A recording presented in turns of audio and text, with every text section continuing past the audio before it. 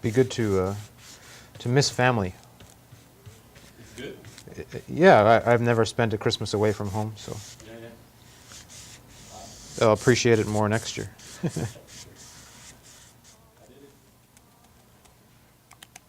I've been at Le de Poisson now for almost 3 months at the residency, living and working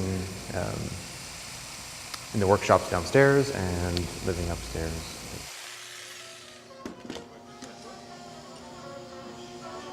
I haven't worked with rounded edges in a long time because I don't have the facilities at home to do that in my studio. So I really kind of jumped on it and started making these organ-like shapes that I've been thinking of making it for a while. I can put together once I get into the gallery. I think I'm in the gallery for 23 days or so.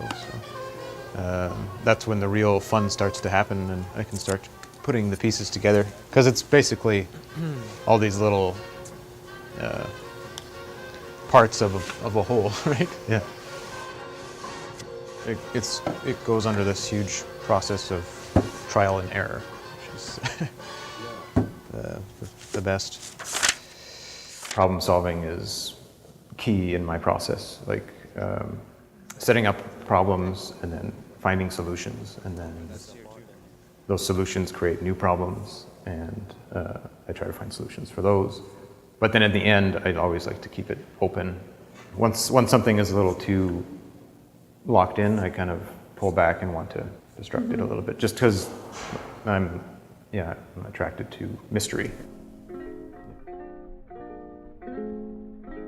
When I got here, I had nothing, right? And I started making all these little pieces, and I kind of had a vague idea of how things would happen in the gallery, but after a while, I started collecting all these pieces, and I got lost, and every time I was working on one piece, I would lose focus, and I was thinking about the next piece, and the next piece, and the next piece.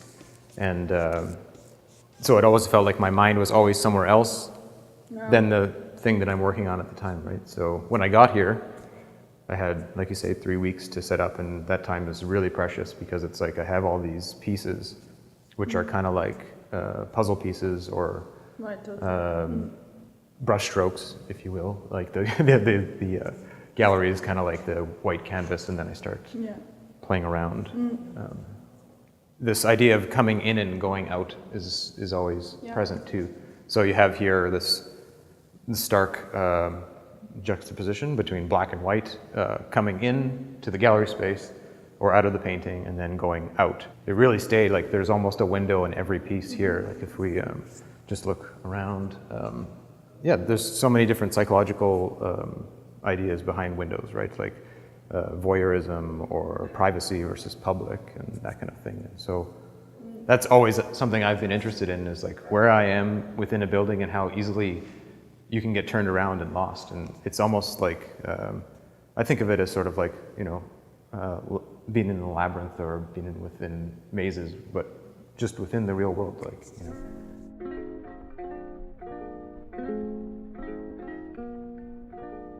I'm interested in the mist-tinted colors because someone else has already said that they are no good, they don't want them, and they're usually kind of drab and boring or gross.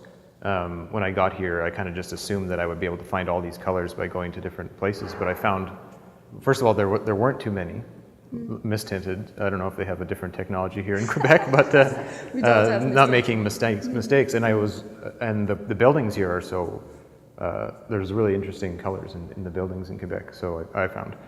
So contextual, Robert. Yeah. Bringing it home.